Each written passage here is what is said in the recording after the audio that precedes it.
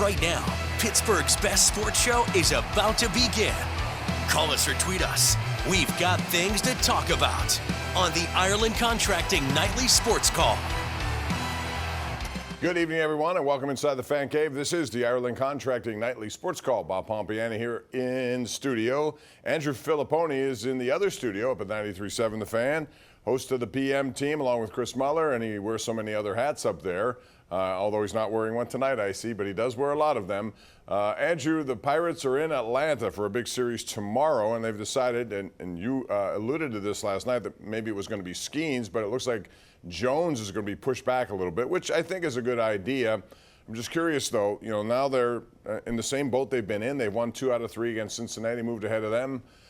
People are still talking trades, and I'm curious your thought about, what they need and who you might offer to get what they need. I still think they need a lot of offense. Bob, good evening. There's been a lot of discussion and debate tonight. Maybe we'll get into some of that, including about golf handicaps and golf championships and presidential handicaps, where one guy is saying his handicap is a 6. What is your handicap, by the way? Golf. Are you allowed to say it out loud? Golf. Yes. Golf. it's the entire game. That's my handicap.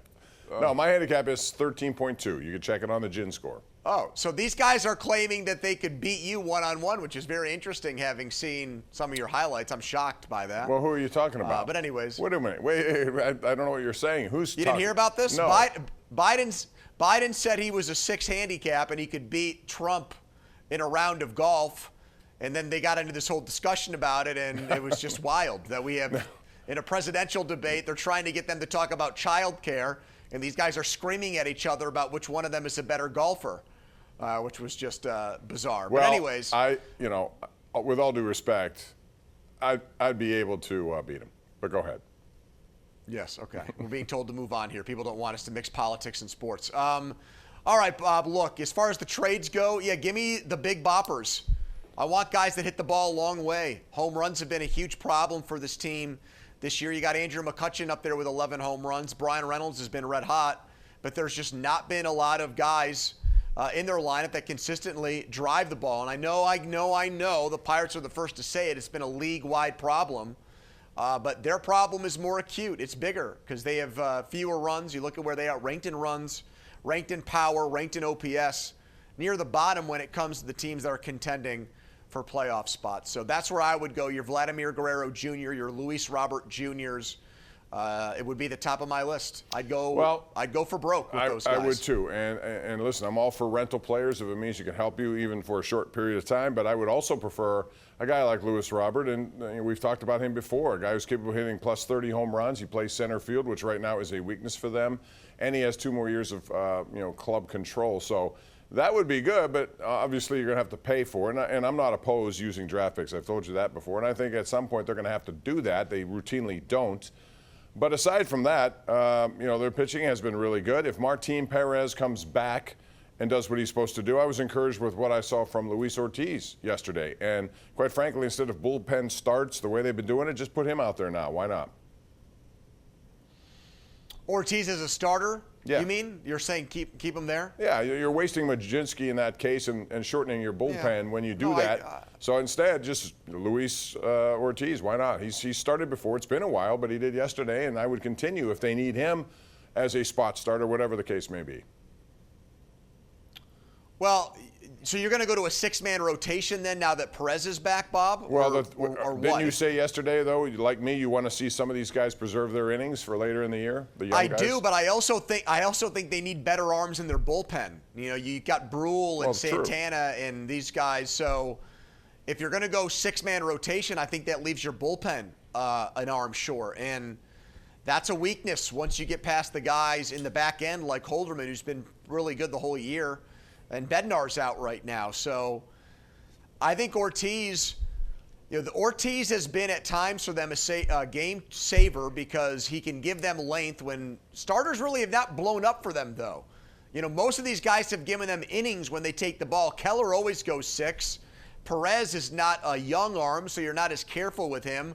Falter's even giving you distance most of the time he started. So, yeah, I mean, I would move one of these guys to the bullpen when Perez is ready to go. And like you said, Bob, you shouldn't need 6 starters because there's more days off now built into the schedule. They're not playing a game tonight. Right. These guys very rarely now are going on 5 days rest, or 4 days rest, I should say, because there's more. The way they built the schedule, it starts earlier in the year now in March because they've given these guys more days off during the season. Yeah, but they are going to move some guys and give them an extra day when they can. So makes you wonder why Ronzi Contreras was let go so early at age 24, and Jose Hernandez, who I thought was a good Rule 5 pickup. Contreras has been really good and functional for the Anaheim Angels, or the Los Angeles Angels of Anaheim. That's what I meant to say.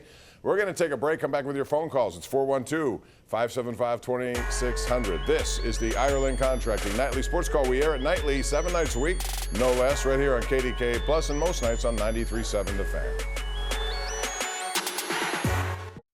Our GMCC Tweet of the night is about the Pitt Panther basketball team. Blake Hinson was a undrafted free agent. Did not get drafted in the second round, a lot of people thought, but a guy who can hit threes from just about all over will get a chance with the Los Angeles Lakers, which is interesting, Andrew, because right before then, the Lakers did what a lot of people thought they would do, and they drafted Bronny James, LeBron's son, so that they would become the first father-son to play together, which is nice, except it seems to me that, you know, everything was about doing it for LeBron. I understand why he wants to play with his son, but do you think that's the best move for the Los Angeles Lakers?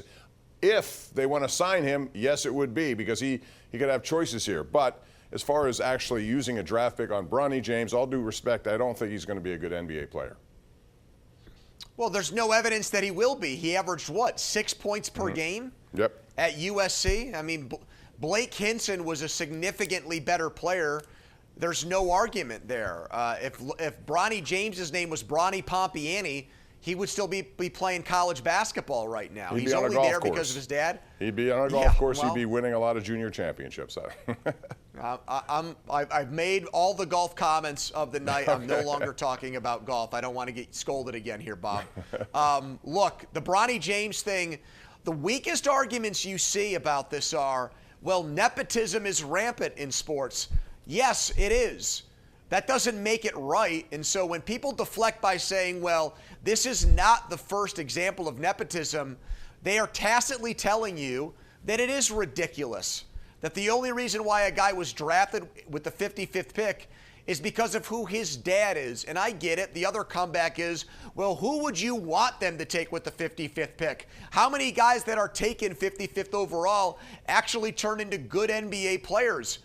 I can start naming second-round picks like Draymond Green and Nikola Jokic and guys like that have gone on to have great careers. So there's a reason why 54 picks went by and no one took Bronny James, even though they probably knew that if they took him, the Lakers would then be forced to trade for him. They just didn't want to do that, Bob, because we know what it is. He doesn't deserve to be picked that high. It's just because LeBron, he picked the coach for the Lakers this year with J.J. Redick, and now he's picking their second-round pick, too. Yeah. Because of he's kind of the GM. He's in charge of a lot of things out there, and quite frankly, of those 54 picks, one of them was the Lakers in the first round, and they didn't want him then.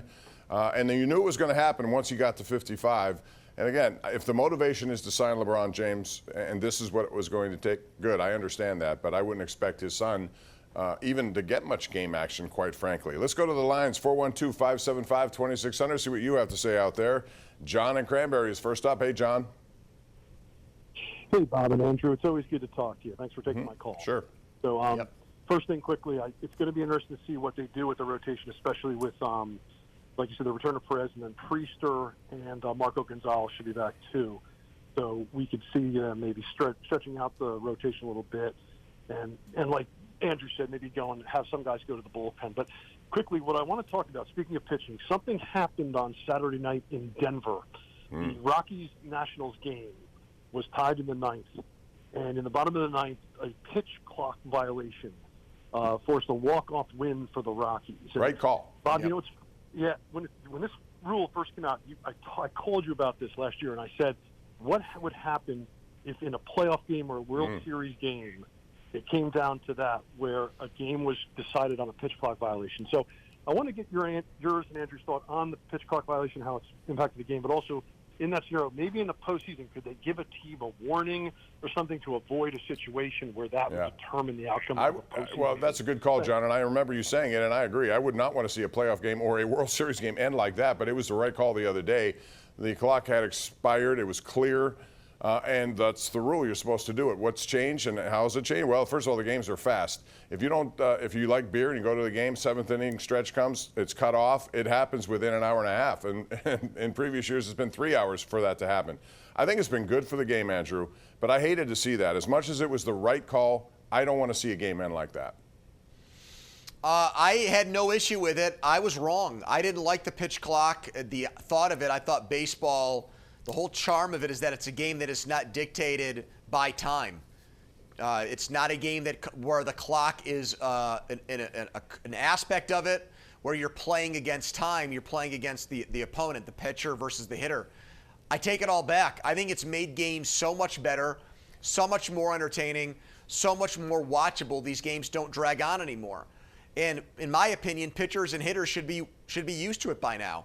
If you can't get it done in that amount of time, either get into the batter's box or get ready to pitch, then you should be penalized for it. So if you lose track of time in that critical situation, that's on you. I don't want exceptions being made. Not even in a World Series game. Not even in a World Series game. No. I'd hate to see it. If that's how you lost the World Series, you'd be okay with that. Shame on you. You know that clock. You've been dealing with the clock the whole year. I mean, you'd hate to see a game in the NBA Finals come down to a shot clock violation where a team had a shot at the end of the game and didn't get it off. But guess what? That's the rule. Those are the breaks. Too bad.